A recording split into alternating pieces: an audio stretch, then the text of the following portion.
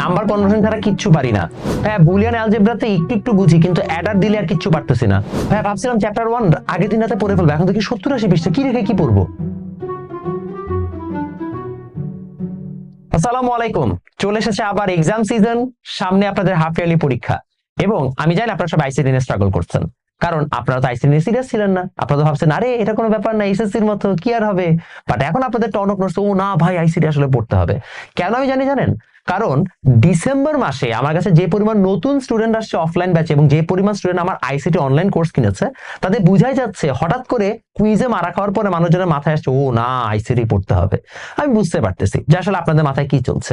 Don't worry, আপনাদের half yearly পরীক্ষা আমি জানি আইসিটিতে টোটাল 4টা চ্যাপ্টারই আছে ঘুরাই ফিরায়, 1, 2, 3, 4।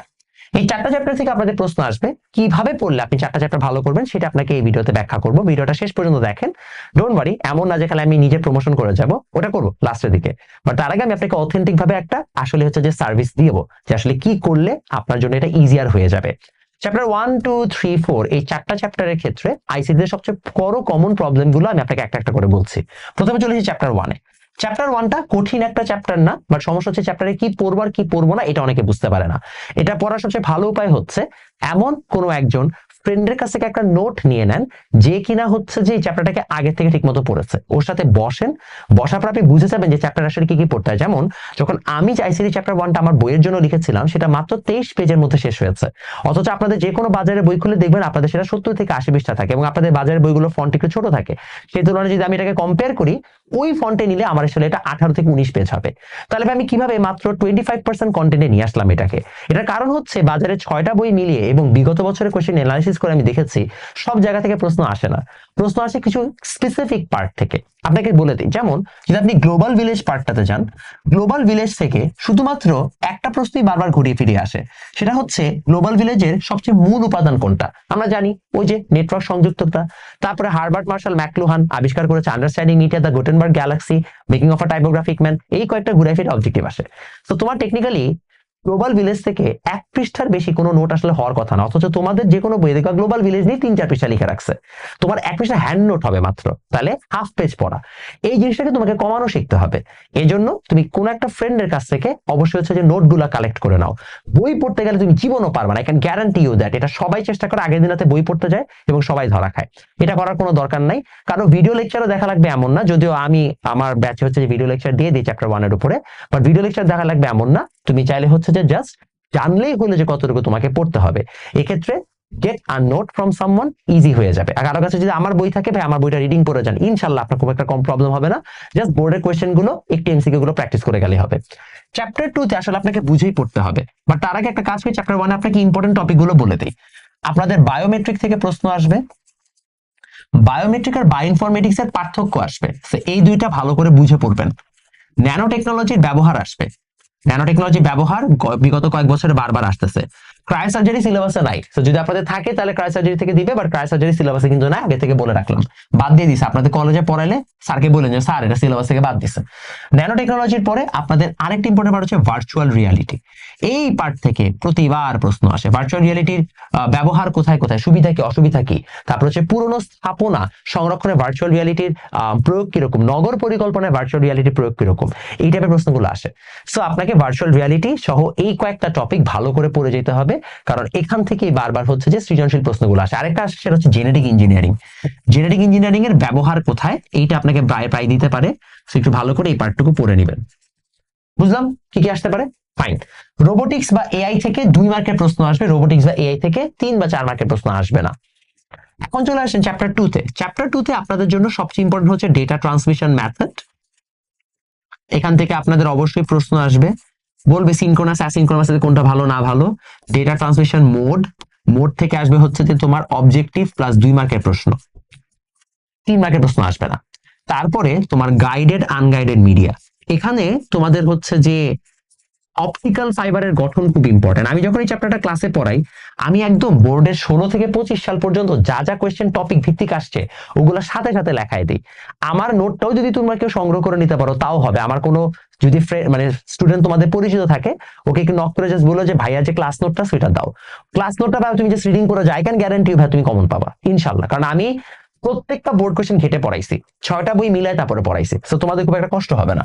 এটার পাশাপাশি ভাইয়া তোমাদের হচ্ছে যে এখান থেকে তোমার হচ্ছে জাস্ট যে অপটিক্যাল ফাইবারটাই বেশি ইম্পর্টেন্ট। তারপরে তোমাদের হচ্ছে যে আছে চ্যাপ্টার কি বলে এটাকে, ডেটা ট্রান্সলেশন মেথড গেল, মোড গেল, গাইডেড আনগাইডেড মিডিয়া গেল। ও হ্যাঁ, একটা খুবই ইম্পর্টেন্ট টপিকের কথা আমি বলতে ভুলে গেছি ভাইয়া, সেটা হচ্ছে টপোলজি। টপোলজিতে থেকে প্রতি বছর প্রশ্ন আসে, ইদানিং ক্লাউড কম্পিউটিং থেকে প্রশ্ন আসতেছে, এই টপিকটাকে কেউ মিস দিও না, ক্লাউড কম্পিউটিং থেকে প্রশ্ন আসতে পারে। আর ওইদিকে হচ্ছে যে নেটওয়ার্ক থেকে আসবে প্যান ল্যান ম্যান ওয়ান, এগুলো তোমরা খুব সহজেই পড়তে পারবা, পড়ে ফেলো। এখানে সমস্যা হচ্ছে তুমি যদি এক রাতে পড়তে যাও এটা খুব কঠিন হয়ে যাবে। আমার চ্যাপ্টার 2 এর উপর একটা ওয়ান শট লেকচার দেওয়া আছে আমার ইউটিউবে, ওটাও দেখে নিতে পারো, কিংবা রাকিবুলের হচ্ছে অনেক ওয়ান শটস আছে, ওগুলো দেখতে পারো। হাউএভার একটা বড় সমস্যা আছে যেটা আমি একটু শেয়ার করতে চাই। সমস্যা হচ্ছে ওয়ান শট যে লেকচার গুলো সেগুলো বোর্ড স্ট্যান্ডার্ড না থাকে। ইদানিং আমি ঢাকা শহরের তো অনেক, আমার তো প্রায় মানে আমার মিরপুরে আমি প্রায় 250 স্টুডেন্ট পড়াই। এইচএসসি 27 ব্যাচের শুধুমাত্র 26টা, শুধু 27 ব্যাচের 250 স্টুডেন্ট আমার কাছে আইসিটি পড়ে। সো আমি একটা জিনিস খেয়াল করলাম, এইবার আদমজি, মিরপুর ক্যান্ট, ডিআরএনসি প্রত্যেকটা কলেজে না কঠিন কোয়েশ্চেন করতেছে, out of the box question করতেছে। সো আমার মনে হয় যে তোমাদের হাফ ইয়ারলি পরীক্ষার কোয়েশ্চেন বোর্ড স্ট্যান্ডার্ড সলভ করে গেলে হবে না, তোমাকে আসলে ডিটেলসেই পড়তে হবে। এর জন্য আমি বারবার বলছি ওয়ান শটের উপর ভরসা করো না। এক আধ দুই ওয়ান শটে ভরসা করতে পারো, 3 আর 4 ওয়ান শটে ভরসা করলে তুমি কিন্তু চরম ধরা খাবে। আমি আগে থেকে বলতেছি, টিচার যদি চেষ্টা করে কোয়েশ্চেন প্যাচাইতে তুমি কিন্তু ধরতে পারবা না, কারণ ওয়ান শটে যখন আমরা পড়াই আমরা জাস্ট বোর্ড স্ট্যান্ডার্ড পড়াই, সেটা আমি পড়াই, রাকিবুল পড়াই, যেই পড়াক না কেন। সম্ভব না যে আমরা এত ডিটেলে সবকিছু ওয়ান শটে পড়াবো, তাহলে সেটা ওয়ান শটে হবেই না। ওয়ান শটের কাজ হচ্ছে বোর্ড স্ট্যান্ডার্ড পড়ানো।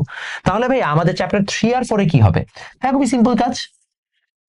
চ্যাপ্টার 3 এর ক্ষেত্রে আমার নামকে আপনাকে হচ্ছে যে ডিটেইলে পড়তে হবে। এখানে আপনাকে প্রথমে টুয়াইস কমপ্লিমেন্টের যোগ বিয়োগ এই পার্টটা ভালো করে পড়তে হবে, এটাই পরীক্ষায় আসে। ওইদিকে অ্যাডার পরীক্ষায় আসবে, নর ও ন্যান দ্বারা প্রকাশ আসবে, নর ও ন্যান দ্বারা প্রকাশ। সমস্যা হচ্ছে চ্যাপ্টার 3 তে তুমি টুয়াইস কমপ্লিমেন্ট বোঝার জন্য তোমাকে সব কনভার্সন জানতে হবে, নর ন্যান দ্বারা প্রকাশের জন্য তোমাকে সিম্পলিফিকেশন সহ গেটের সবকিছু জানতে হবে, অ্যাডার বোঝার জন্য তোমাকে এগেন ওই যে সিম্পলিফিকেশন সহ বুলিয়ান অ্যালজেব্রা সব বেসিক জানতে হবে। অর্থাৎ চ্যাপ্টার 3 তোমাকে স্টেপ বাই স্টেপই পড়তে হবে। চাইলেও সিগনিফিকেন্ট টপিক তুমি পড়ে ফেলতে পারবা না, এটা সম্ভব না। এটা তোমাকে ইনশিওর করতে হবে। চ্যাপ্টার 3 নাম্বার সিস্টেম পার্টটুকু আমি ফ্রিতে আমার ইউটিউব চ্যানেলে দিয়ে রেখেছি, দেখে নিতে পারবা, একদম ফুল ফ্রিতে দেওয়া আছে। এবং এর থেকে ডিটেইল লেকচার অনলাইনে নাই, I can guarantee you that. এর থেকে ডিটেইল ভেঙে আমি কোথাও কাউকে পড়াইতে দেখি নাই, এই জায়গাতে আমি কনফিডেন্স নিয়ে বলতে পারি। চ্যাপ্টার 4 এ ভাইয়া আপনাদের এইচটিএমএল থেকে ইম্পর্টেন্ট টেবল, তারপরে হচ্ছে যে লিস্ট ট্যাগ, আর হচ্ছে image tag, list, text formatting, এগুলো। এর পাশাপাশি নেট মানে ওয়েবসাইট স্ট্রাকচার, এটা ইম্পর্টেন্ট, ওয়েবসাইট পাবলিশিং এর ধাপ, এগুলো ইম্পর্টেন্ট। এটার জন্য আমার চ্যাপ্টার 4 এর উপরে আইসিডি ফ্রি লেকচারস নামে যে প্লেলিস্ট আছে, এখানে চ্যাপ্টার 4 এর উপরে 5টা লেকচার দেওয়া আছে। 5টা লেকচার খুবই ছোট ছোট, ওগুলা দেখে নেন, ইনশাআল্লাহ আপনাদের অ্যাটলিস্ট মানে কপাল ভালো হলে সব কমন, কপাল খারাপ হলে অ্যাটলিস্ট পাস করার মতো পড়া আপনার হয়ে যাবে। ওইখানে আমি ইনাফ পড়াই দিছি। আপনার জন্য আপাতত আইসিডি চ্যাপ্টার 1 2 3 4 এর জন্য এই জিনিসগুলো আপনাকে এনশিওর করতে হবে। বই এখন পড়ার মনে হয় না খুব একটা সময় আপনি পাবেন, যেহেতু বইগুলো অনেক বড় কন্টেন্ট আকারে লেখা, এটা আপনার জন্য একটা শর্টকাট সলিউশন হতে পারে।